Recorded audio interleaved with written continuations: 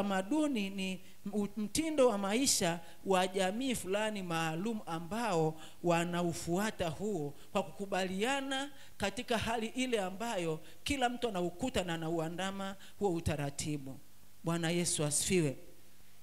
Na kitu ambacho kinaweza ikashangaza ni kwamba mtu akishazaliwa kwenye jamii fulani, hakuna mtu anayekuwa na ubishi kwa ule utamaduni. Ni kama kitu ambacho anapambana nacho na kuanza kukifuata bila hata kuambiwa kwamba kifuate, lakini unakuta kwamba kimeshaanza kufuatwa na wale waliotangulia. Kwa hiyo na anayezaliwa, anayekuwepo kwenye ile jamii anaanza kufuata bila kuuliza maswali magumu. Na hata maswali yakishaji, kama alikuwa nao maswali yakijibiwa kwa nini ilikuwa hivi, anajibiwa kirahisi kwa sababu anaambiwa tu kwamba ni utamaduni wetu na analazimika kufuata huo utamaduni. Bwana Yesu asifiwe.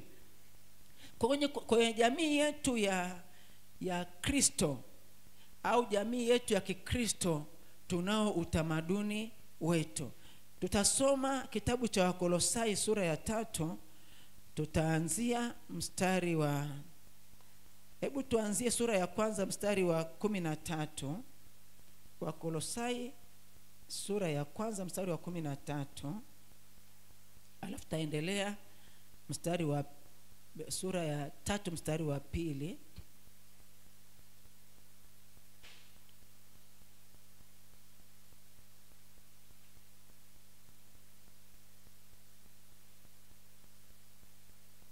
Mstari wa 13 unasema hivi: naye alituokoa katika nguvu za giza, akatuhamisha na kutuingiza katika ufalme wa pendo lake. Ndivyo mstari wa 13 unatuambia kwamba Mungu alituokoa kutoka kwenye ufalme wa giza akatuhamisha. Kwa hiyo kule tulikokuwa kwenye ile nchi ya giza, tulihamishwa kule na nguvu ya Mungu mwenyewe, alafu tukaingizwa katika nchi nyingine inaitwa kwamba ni ufalme wa mwana wa pendo lake. Na tunajifunza basi katika hiyo nchi ambayo tumeingizwa kuna utamaduni wa kuishi kule. Tukiangalia sura ya 3 mstari wa 2 hapa kwenye Wakolosai sura ya 3 mstari wa 2 anasema hivi: yafikirini yaliyo juu, sio yaliyo katika nchi. Bwana Yesu asifiwe. Kwenye hiyo nchi ambayo tumeingia, tunaambiwa namna ya kuishi kule. Tunaishi kwa kufikiri yaliyo juu na sio yaliyo katika nchi. Hatuishi tena kwa mawazo yale ya zamani, tunaishi kwa mawazo ya ile nchi ambayo tumeingia. Tumeingia nchi ambayo inaitwa ni Kristo. Tumeingia nchi ambayo inaitwa ni Kristo, na kwenye hiyo nchi kuna utamaduni na mambo yake yanatoka juu. Kwa hiyo mtu ambaye anajua kwamba ana mambo ya juu, anakuwa ni mtu ambaye yuko juu ya wengine. Kwa hiyo kama tuko juu ya wengine, inabidi tuonyeshe hali ya kuishi kwa utamaduni ulio juu ya wale ambao tuliwaacha, ambao tunatamani kuwavuta waje huku ambao tumeingia sisi. Bwana Yesu asifiwe. Huku ambako tumeingia ndiko ambako ni kuzuri. Tumekuta mambo mazuri huku ambako tumeingia. Tumekuta baraka tele huko tulikoingia. Tumekuta kumejaa pendo la nguvu kuliko tulikoingia. Tumekuta utakatifu tulikoingia. Tumekuta neema iliyojaa huko tulikoingia. Kwa hiyo tunajua kwamba huku tulikoingia ni mahali salama, ni mahali pazuri, ni mahali ambapo kila anayeingia anapata kuishi maisha mema, na kule alikokuwa ndiko kwenye uharibifu. Kwa hiyo tunatembea tukiwaambia wengine kwamba njoni huku, na ujasiri tunaokuwa nao wa kwenda kuhubiri injili ni baada ya kuona mambo yaliyoko huko ambako tumeingia, tukaona alivyo mazuri, na tukapata ujasiri kama Mungu anavyotuelekeza kwamba tuende tukawahubiri wengine habari njema, tuwalete kwake, tuwalete katika ufalme wa Mungu, tuwalete kwa Kristo ambako kuna mambo mazuri namna hii. Bwana Yesu asifiwe. Sura ya pili mstari wa 8 mpaka wa 12 inasema hivi: huko tulikoingia sasa tunaambiwa, angalieni mtu asiwafanye mateka kwa elimu yake ya bure na madanganyo matupu, kwa jinsi ya mapokeo ya wanadamu, kwa jinsi ya mafundisho ya awali ya ulimwengu, wala si kwa jinsi ya Kristo. Kwa hiyo tunaambiwa kwamba tuangalie sasa, tuko kwenye nchi ile ya Kristo, tuangalie mtu asitudanganye. Maana yake ni kwamba kwenye nchi ambayo tumeingia, tunapaswa kuingia tukiwa na umakini. Kila mmoja wetu anapaswa kuwa makini asije akadanganywa. Maana yake ni kwamba yako mambo yanaweza kukudanganya, yakakutoa kwenye hii njia ambayo umekuya njia ya Mungu, yakakuondoa kwenye huu uzuri ambao umeshauona. Anasema tuangalie mtu asije akatudanganya. Mstari wa 9 anasema, maana katika yeye unakaa utimilifu wote wa Mungu. Katika Kristo unakaa utimilifu wote wa Mungu kwa jinsi ya kimwili. Na ninyi mmetimilika katika yeye aliye kichwa cha enzi yote na mamlaka. Katika yeye mmetahiriwa kwa tohara isiyofanyika kwa mikono, kwa kuvua mwili wa nyama kwa tohara ya Kristo, mkazikwa pamoja naye katika ubatizo, na katika huo mkafufuliwa pamoja naye kwa kuziamini nguvu za Mungu aliyewafufua katika wafu. Bwana Yesu asifiwe. Hebu na mambo makubwa haya ambayo tumefanyiwa na Mungu. Ndio maana tunaambiwa huku tuliko ndiko salama. Huku tuliko baada ya kuokoka ndiko kwenye mambo ya kutufaa, ndio kwenye hali ya utulivu. Tunaambiwa tuangalie mtu asitudanganye kwa elimu yake ya bure na madanganyo matupu. Kwa maana katika yeye unakaa utimilifu wote wa Mungu. Huku ambako tumeingia ni mahali ambapo utimilifu wote wa Mungu unakaa. Kama unamfahamu Mungu na ukuu wake, kama unafahamu Mungu na uzuri wake, kama unafahamu Mungu na utakatifu wake, utimilifu wote wa Mungu unakaa huku ambako Mungu ametuhamishia. Ni upendo mkubwa sana wa Mungu. Kwa hiyo unakaa utimilifu wote wa Mungu. Kwa hiyo angalia mtu asikudanganye akutoe kule. Anasema na ninyi mmetimilika katika yeye aliye kichwa cha enzi yote na mamlaka. Sisi wenyewe baada ya kuingia kule tumetimilika katika utimilifu wote. Hebu fikiria kwamba hakuna kitu ambacho umekifanya cha ukufanya uwe mzuri ufae kukaa katika Kristo, ila ni wokovu Mungu aliyoufanya kwa ajili yako, akakutimilisha ndani yake. Ulipoingia tu akakutakasa katika hayo, ukatimilika katika mambo yote. Ndio maana tunaambiwa tumefika mahali salama. Angalia mtu asikudanganye. Katika yeye mmetahiriwa kwa tohara isiyofanyika kwa mikono, kwa kuvua mwili wa nyama kwa tohara ya Kristo, mkazikwa pamoja naye katika ubatizo, na katika huo mkafufuliwa pamoja naye kwa kuziamini nguvu za Mungu aliyemfufua katika wafu. Kwa hiyo tuko mahali pazuri. Katika yeye mambo haya yote yako kwetu. Katika yeye, hebu angalia mambo ambayo tumeyapokea ndani ya Kristo. Mambo machache ambayo tumeyasoma hapa, ukiendelea kusoma utaona na mengine, lakini Mungu anatuambia katika yeye yako mambo hayo yote ambayo tunayo ndani ya Kristo. Hebu fikiri kutimilika katika yeye. Kutimilika anasema mmetimilika. Hali ya kutimilika ni hali ya kuwa wakamilifu katika yeye. Unasema kwamba katika yeye mmetimilika katika, anasema mmetimilika katika Bwana. Hebu fikiri, Mungu anasema sisi tumetimilika katika Kristo, sisi tunaotembea ndani ya Kristo. Huko ambako tumehamishiwa kwenye utamaduni huu wa Mungu, tunaambiwa kwamba katika yeye tumetimilika katika utimilifu wa kimungu. Bwana Yesu asifiwe. Kwa hiyo kwa sababu kuna mambo mazuri namna hii, tunao utamaduni wetu ambao Mungu anatuongoza kwamba tutembee nao ndani ya Kristo. Na tukitembea katika utamaduni wetu, tunakuwa tofauti na wale watu kule duniani. Unatembea na tofauti hiyo kwa sababu Mungu ametupa kutimilika katika Kristo. Mstari wa 20 anasema hivi: basi ikiwa mlikufa pamoja na Kristo, mkayaacha yale mafundisho ya awali ya ulimwengu, Kwa nini kujitia tena chini ya amri kama wenye kuishi duniani?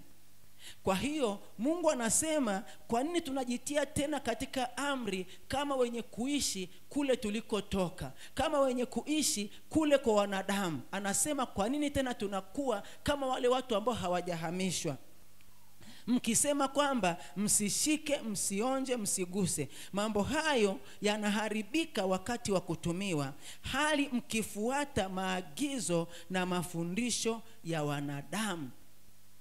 Kwa nini tunafuata tena maagizo na mafundisho ya wanadamu? Kwa nini tunafuata tena zile tamaduni za kule tulikotoka? Mungu anatuonya kwa habari ya kwenda na tamaduni za kule. Maana yake ni kwamba ufahamu tunaoupata katika Kristo, kwa kujifunza utamaduni wetu ndani ya Kristo, unatufanya kuona tofauti iliyopo ya utamaduni wetu sisi na ule wa kule. Na tukishaona hiyo tofauti, tunapaswa kuachana na ule utamaduni wa zamani. Bwana Yesu asifiwe. Hatupaswi tena kuwa kama wenye kuishi duniani. Anasema mambo haya yanaonekana kana kwamba yana hekima katika namna ya ibada mliojitungia wenyewe, na katika kunyenyekea, na katika kuutawala mwili kwa ukali, lakini hayafai kitu kwa kuzizuia tamaa za mwili.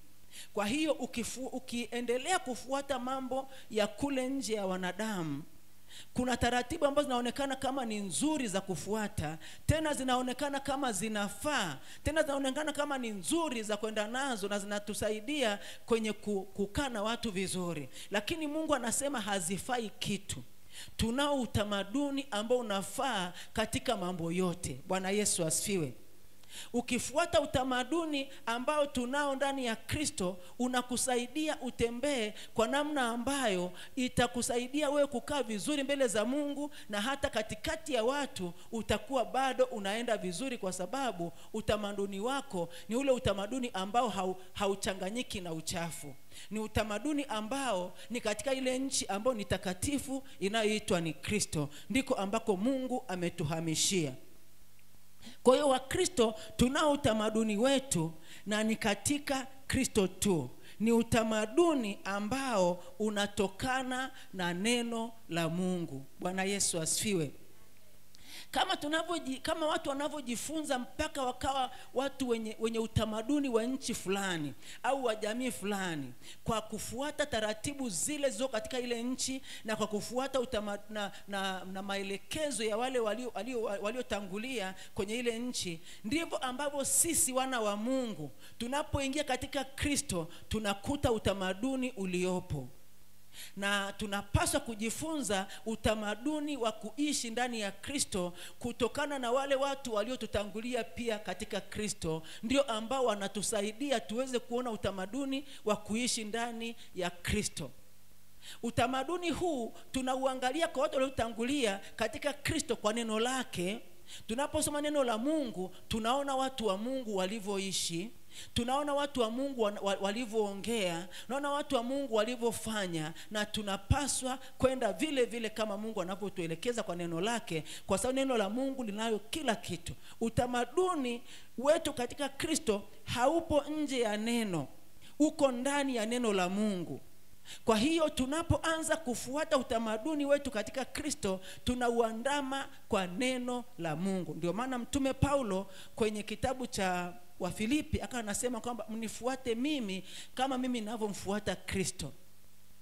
Kwa hiyo ni kwa sababu Paulo mwenyewe alijua kwamba ameshashika utamaduni ule ambao ni wa kimbingu, ameshaanza kutembea katika utamaduni ule wa kimungu. Kwa hiyo kwa sababu ameanza kutembea katika Kristo, akajua wale watoto wachanga nao wazaa yeye wanapaswa kuishi katika Kristo sawa sawa kwa utamaduni wa kimbingu. Kwa hiyo akawa anasema kwamba mnifuate mimi. Mnaweza mkanifuata mimi mkawa pia mnauona utaratibu wa kwenda ndani ya Kristo. Kwa hiyo ina maana Paulo alikuwa anatembea vizuri ndani ya Kristo, na alikuwa hana kitu cha kuficha, hana kitu ambacho ni cha kupinda. Alikuwa anatembea kwa utamaduni wa Kristo. Ndio maana akasema mnifuate mimi. Na watumishi wa Mungu ambao tuko ndani ya kanisa tunapaswa kujijenga kwenye neno la Mungu kwa namna ambayo watu wote wanaokuja kanisani, wanaokuja watu wachanga, wanaokoka leo, tunaenda kuwahubiria kule mitaani na kuwaleta kanisani, wanaotuangalia tunavyoenenda katika maeneo yetu, watakapotuangalia wauone utamaduni wa Kristo katika maisha yetu ya siku zote. Ukiamka asubuhi mpaka jioni unakuwa unamuishi Kristo, umejengwa kwa utamaduni wa ndani ya Kristo. Bwana Yesu asifiwe. Kwa hiyo mtu akikusoma wewe unakuwa kweli kama alivyosema kwamba ninyi ni barua tulioikatibu sisi. Paulo alisema ninyi ni barua yetu. Kwa hiyo tunatembea kama barua huko njiani, kule mtaani tunatembea kama barua, kule nyumbani tunakuwa kielelezo, barua ambayo inasomeka Kristo kwa kutembea na utamaduni tunaoupata ndani ya Kristo. Kwa sababu gani? Tumezaliwa mara ya pili, tukafanywa viumbe wapya katika Kristo, kama tunavyosoma kitabu kile cha Wakorinto sura ya 5:17. Tunaujua huu mstari kwa fahamu zetu bila hata kusoma kwenye Biblia. Bwana Yesu asifiwe. Naomba tuuseme wote kwa pamoja, Wakorinto 5:17 wote kwa pamoja. 1 2 3. 1 2 3 go.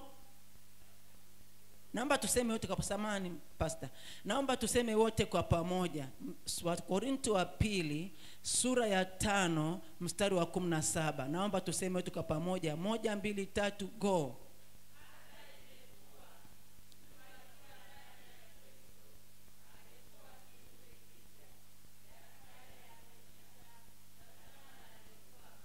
Amen. Bwana Yesu asifiwe.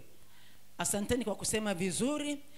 Mungu anasema ukiwa hata imekuwa mtu akiwa ndani ya Kristo, kwa maana kwamba hayupo tena ndani ya shetani, hayupo tena ndani ya Adamu yule wa kwanza, amehamishwa, ameingizwa ndani ya Kristo. Kwa hiyo huu mstari unatufundisha kwamba sisi tuliookoka tukamwamini Yesu tuko ndani ya Kristo. Tupo katika mji unaoitwa Kristo. Tupo katika jamii inayoitwa Kristo. Bwana Yesu asifiwe. Na kwa sababu tuko katika jamii inayoitwa Kristo, tunaambiwa kwamba tumefanyika kuwa viumbe wapya.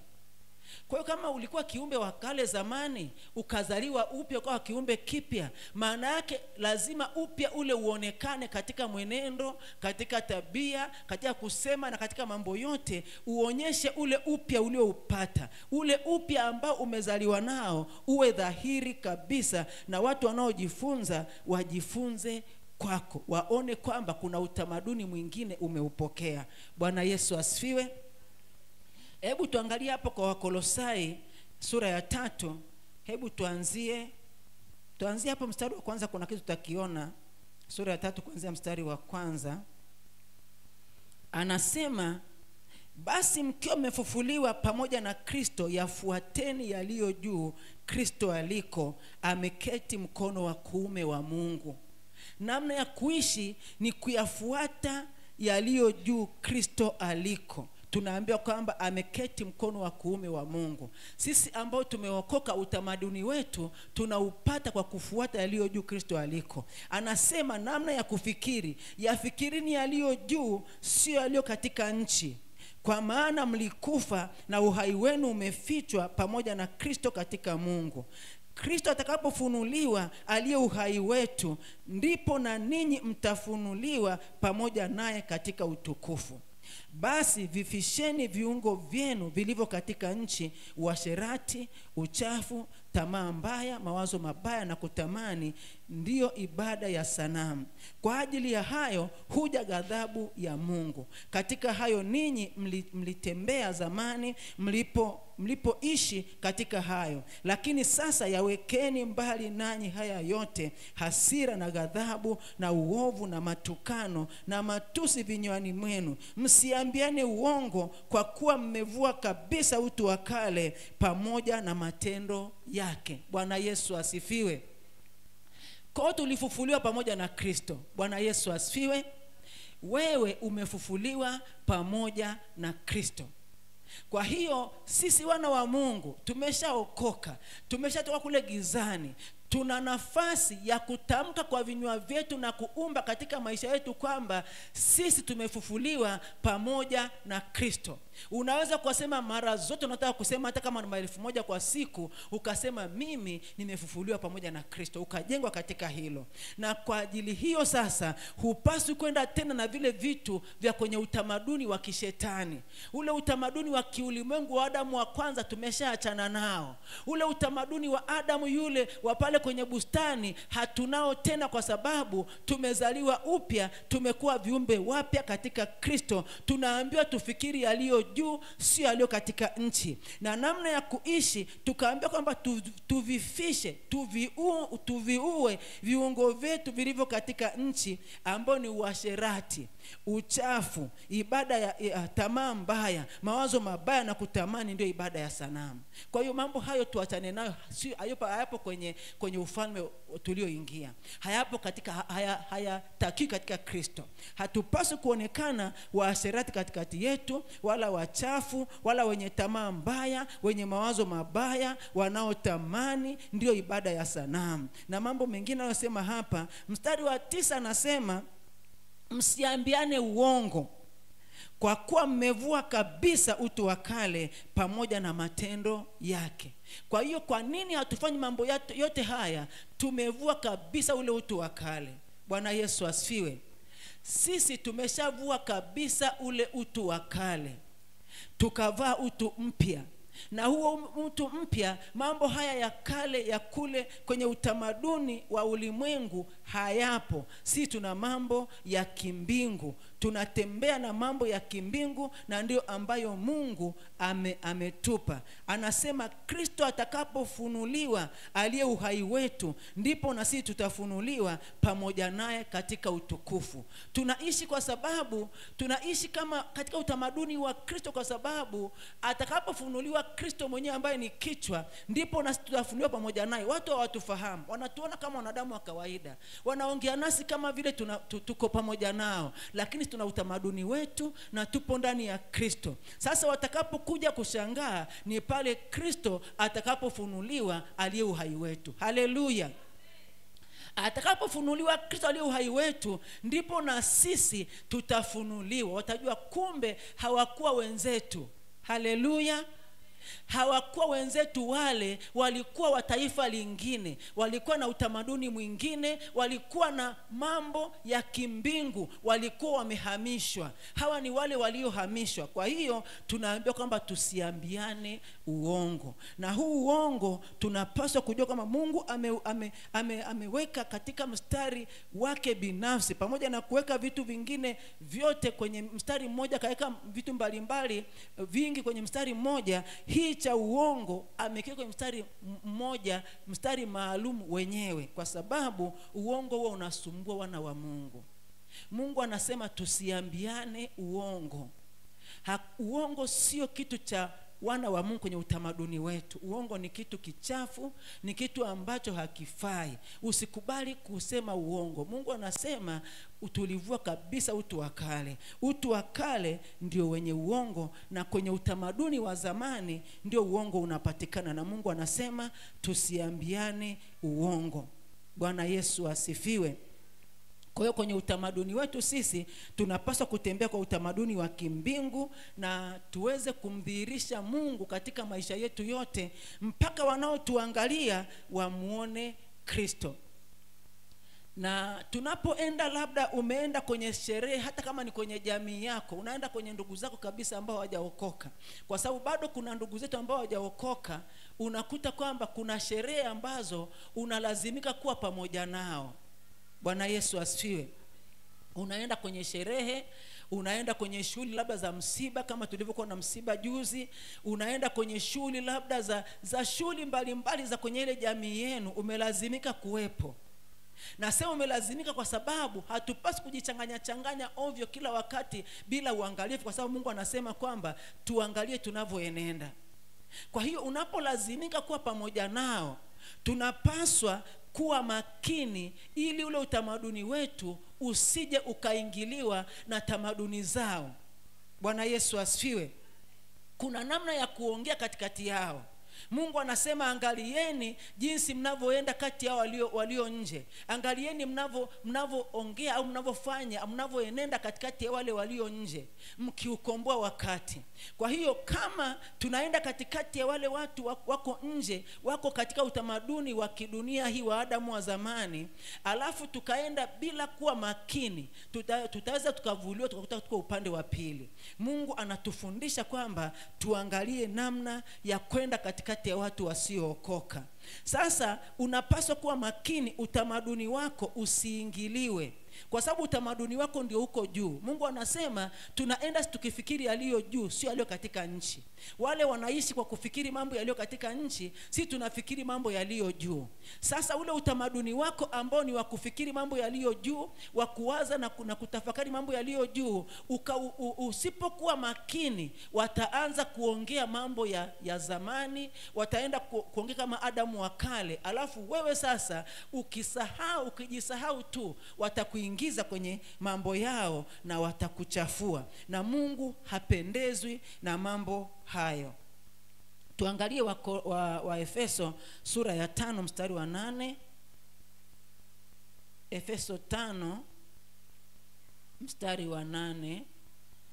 Neno la Mungu linasema hivi: kwa maana zamani ninyi mlikuwa giza, bali sasa mmekuwa nuru katika Bwana. Enendeni kama watoto wa nuru. Kwa hiyo kwenye utamaduni wetu tunaenda kama watoto wa nuru. Kwa maana tunda la nuru ni katika wema wote na haki na kweli, mkihakiki ni nini impendezayo Mungu. Wala msishirikiane na matendo yasiyozaa ya giza, bali myakemee, kwa kuwa yanayotendeka kwao kwa siri ni aibu hata kuyanena. Kwa yale mambo wanaosema yale ya kale yote, Mungu anasema kwamba tusienende nayo, kwa sababu sisi ni watoto wa nuru. Tunaambia kwamba maana zamani ninyi mlikuwa giza. Jikumbuke tu kule ulikuwa zamani. Kila mmoja akijikumbusha anaweza kaona kule zamani alikokuwa. Mungu anasema zamani ninyi mlikokuwa mlikuwa giza, lakini sasa mko mahali pazuri, mahali pa kuwa nuru. Akasema sasa enendeni kama watoto wa nuru. Tembeeni katika utamaduni huu wa Kristo, na ni utamaduni ambao unasema kwamba ni katika nuru. Anasema maana tunda la nuru ni katika wema wote na haki na kweli. Mstari wa 11 anasema kwamba wala msishirikiane na matendo ya giza, bali myakemee. Utakapokuwa katikati yao, usishirikiane na male matendo ya giza. Usiingie kwenye yale masengenyo yao, usiingie kwenye yale ibada zao, usiingie kwenye maneno yao ya kutukana, usijiingize kule. Anasema bali nafasi yenu ninyi ni kuyakemea hayo mambo, kwa sababu tuko upande wa pili. Tumetofautiana kabisa na wao. Hatufanani nao na wala hatujashikamana nao. Tunapaswa kujiona jinsi ambavyo tumeshahamishwa na tuko kwenye ufalme wa mwana wa pendo la Mungu. Bwana Yesu asifiwe. Kwa hiyo ukijenga utamaduni wako katika neno, ukijenga tu utamaduni wako au kitamadunika katika neno, maisha yako hubadilika. Utapata desturi mpya ya neno katika maisha yako yote na kila kitu unachokifanya. Na ndio maana neno la Mungu linatufundisha neno la Kristo likae kwa wingi ndani yetu, kwa sababu ndilo ambalo linajenga utamaduni wetu ambao Mungu ametupa katika Kristo.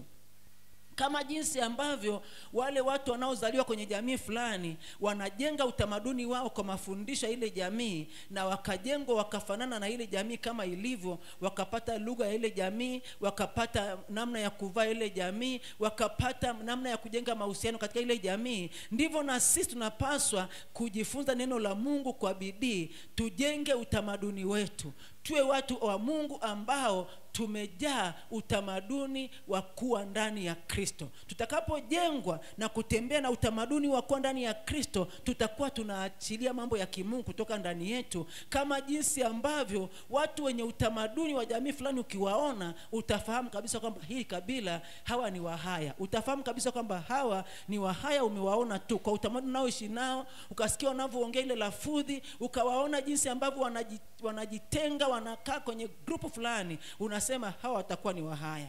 Ukiangalia wengine unasema kwamba hawa ni Wasukuma kwa sababu ya utamaduni wa Kisukuma ambao umeshauona katikati yao. Lakini tunapokuwa sasa katika Kristo, tunapaswa kusahau yale utamaduni wetu uliozaliwa nao wa makabila, wa wanadamu, tusahau au tuachane nao kabisa. Tuchukue utamaduni wa Kristo ambao unafukia yote. Bwana Yesu asifiwe.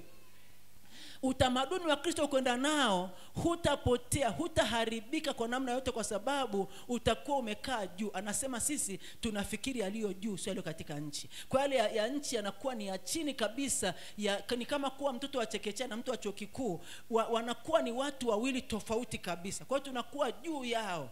Kwa hiyo mambo yao ya kwao ni mambo ya madhaifu sana, ya kwetu ndio ya juu. Haleluya. Kwa hiyo utamaduni wetu sisi ni wa mambo ya juu, sio yale katika nchi. Kwa hiyo yale ya kwao yote ambao walitaka kuyafanya, kama yalikuwa mazuri, tunayafukia kwenye utamaduni wetu na hayawezi yakawa madhaifu yenyewe, yanakuwa mazuri. Lakini yale mabaya Mungu anasema tuyakemee. Bwana Yesu asifiwe. Yale yote mabaya kwenye jamii zetu, mabaya yote kwenye nchi zetu, mabaya yote ambayo yanaonekana kwenye taifa letu na kwenye namna yote ya maisha ya watu tunaoishi nao katika jamii yetu, Mungu anasema tuyakemee. Sisi kwa sababu tuko juu, ndio maana tuna nafasi ya kuweza kukemea yale mambo. Mtu anayeweza kumkemea mtu ni mtu ambaye yuko juu yake. Huwezi kumkemea mtu ambaye yuko chini yako, lazima uwe juu yake ndio unaweza kuanza kumkemea.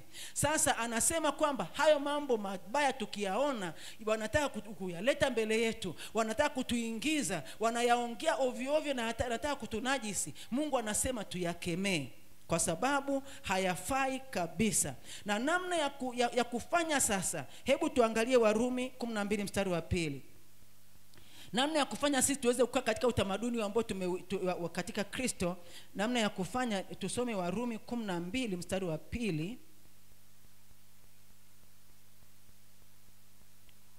Ambao unasema hivi, unasema wala msifuatishe namna ya dunia hii, bali mgeuzwe kwa kufanywa upya nia zenu, mpate kujua hakika mapenzi ya Mungu yaliyo mema, ya kumpendeza na ukamilifu.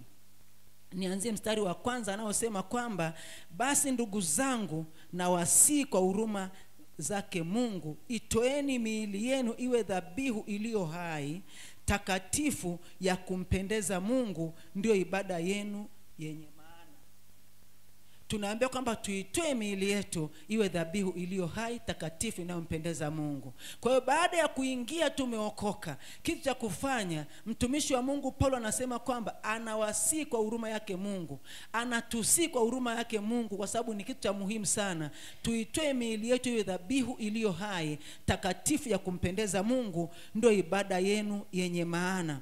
Wala msifuatishe namna ya dunia hii, bali mgeuzwe kwa kufanywa upya nia zenu, mpate kujua hakika mapenzi ya Mungu yaliyo mema, ya kumpendeza na ukamilifu. Hapo ndio namna ya kuweza kujengwa kwenye hii njia tuliyoichagua, njia ambayo tunaiendea ya kuishi katika utamaduni huu wa kimbingu. Tunapaswa kufanywa upya nia zetu. Kwanza si wenyewe tuitoe miili yetu iwe dhabihu, alafu tuachilie nia zetu kufanywa upya kabisa. Vile vitu vya kale viondolewe vyote. Yale mauchafu yote ya Adamu wa kwanza yang'olewe. Ile nia ya ndani iwe takatifu, iweze kujaa mambo ya kimungu. Haleluya. Tujae mambo ya kimungu kwa namna ambayo roho ile iliyozaliwa upya inapokuwa inatembea katika Mungu, na nafsi nayo imemjaa Mungu. Kwa hiyo mpaka mwili unatembea katika utaratibu wa kimbingu, kwa sababu tumefanywa upya kabisa kwa ujumla. Ndio maana Mungu anasema tufanywe upya nia zetu, tufanywe upya nia zetu ili tuweze kufahamu mapenzi ya Mungu yaliyo mema, ya kumpendeza na ukamilifu. Tukienda kuhitimisha, hebu tuangalie Wagalatia 3 mstari wa 27 mpaka 29. Wagalatia 3 tunaenda kuimalizia pale. Galatia 3 mstari wa 27 mpaka 29. anasema hivi, anatuambia sisi ambao tumezaliwa upya katika Kristo, anasema maana ninyi nyote mliobatizwa katika Kristo mmemvaa Kristo. Hapana Myahudi wala Myunani, hapana mtumwa wala wala huru, hapana mtu mume wala mtu mke, maana ninyi nyote mmekuwa mmoja katika Kristo Yesu. Na kama ninyi ni wa Kristo, basi mmekuwa uzao wa Ibrahim na warithi sawa sawa na ahadi. Bwana Yesu asifiwe. Kwa hiyo sisi tuliozaliwa katika Kristo, anasema tulibatizwa katika Kristo, tumemvaa Kristo. Sisi tumemvaa Kristo, tunapaswa kutembea katika ufahamu huo, na anasema kwamba tumekuwa uzao wa Ibrahim na warithi sawa sawa na ahadi. Kwa hiyo tuko upande wa pili kabisa ndani ya Kristo. Tumezaliwa katika Kristo, tunatembea katika Kristo, na Mungu wetu anatuongoza tuweze kutembea katika utamaduni uliopo katika nyumba yake, katika kanisa lake, katika Kristo. Upo utamaduni maalum ambao inabidi tuende nao ndani ya Kristo. Bwana Yesu asifiwe, na Mungu wa mbinguni atubariki. Amen.